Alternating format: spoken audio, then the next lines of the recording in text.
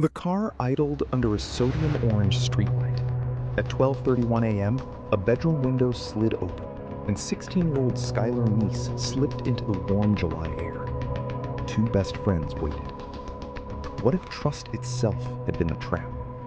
Minutes later, the state line would swallow them whole. Star City's rhythms, river haze, bleachers, checkout lines.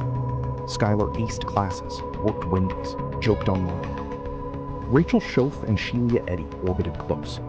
Three trajectories seemed braided tight, the kind of friendship that promises always, even when the calendar can't keep it. Online, fissures showed. Subtweets edged with sarcasm, sleepovers the pool, secrets stuck like humidity. Skylar's last tweet flickered with teenage bite. No one reading it could know it was a goodbye in ordinary sleep, but later disguised as a joke.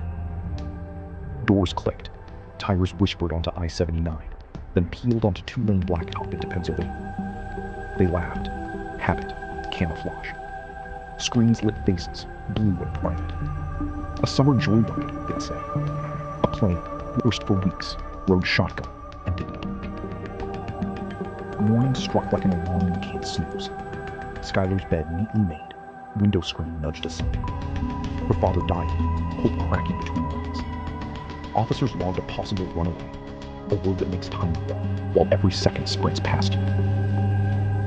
Shelia and Rachel hugged Mary and Dave, swearing they cruised around and dropped Skylar near home before dawn. Candles flickered at vigils, posters clung to convenience store glass. Performance as alibi, compassion breeded with invention, and practiced breath. Detectives rolled security footage, a sleek sedan slipping away at 12:31. Cell records stitched a map, Hames skipping across county lines. A puzzle of midnight breadcrumbs tugged the story farther from where it started, toward woods and deep secrets. Summer ground to fall. Tips came thin and loud. The friends kept visiting, kept tweeting, acted like tomorrow had no depth. Pressure hisses, then sings. Interviews grew longer, stories shorter. Somewhere, conscience faced the whirlwinds end. Snow threatened the hills. Rachel staggered under it first, panic cracking her rehearsed calm. In a quiet room, she said, they had planned a killing. The motive? Chillingly plain. It just didn't look right. Words colder than winter air. She led investigators into Greene County, Pennsylvania, down a rutted lane into hardwoods. Under limbs and leaf rot, a secret slept. Not a lost runaway, a life taken, hidden where crickets go silent when boots approach and the creek holds its breath. In early January, remains were found and identified. Hope, that stubborn ember, guttered to grief. The search maps folded, posters came down.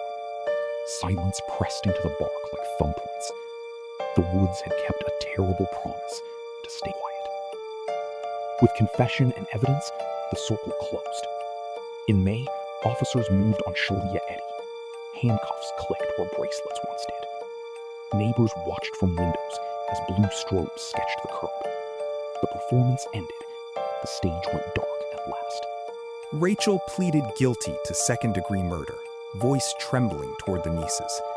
Shelia later faced first-degree, life with mercy. Benchwood groaned. The room breathed as one organism. Law words heavy as oak could not measure calendars stolen from 16. It wasn't one clue, but many. The camera's patient eye, cell towers' invisible lattice, late-night messages, gas receipts, a car cleaned too carefully. Modern life leaves fingerprints made of numbers, each one pointing the same way. Data doesn't forget. Dave and Mary Neese drove roads officials had driven, posted flyers on boards already crowded. They spoke Skylar's name until it felt like gravity. They refused to let the trail go cold in their mouths, keeping her present in every doorway and diner line. Their grief became motion. In Charleston, lawmakers pushed Skylar's Law, alerts faster, even when a child is labeled a runaway.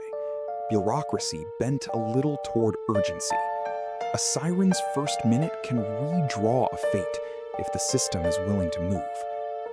3 teenage lives in one orbit. Envy, secrecy, the thrill of plans, the gravity of groupthink. Violence didn't roar. It wore familiar smiles, borrowed the family car, and said it would be quick.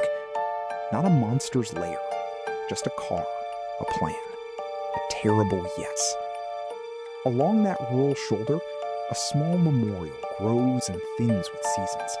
Ribbons bleached by sun, stuffed animals soft with rain, a laminated school photo.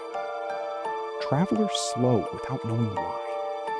The wind edits, but the chorus returns with every breeze. Wit like creek light, a shift worker, a friend who trusted the wrong hands. The question that lingers is ours. How do we notice the quiet, ordinary moment when kindness could still rewrite a night? Names endure when we speak them,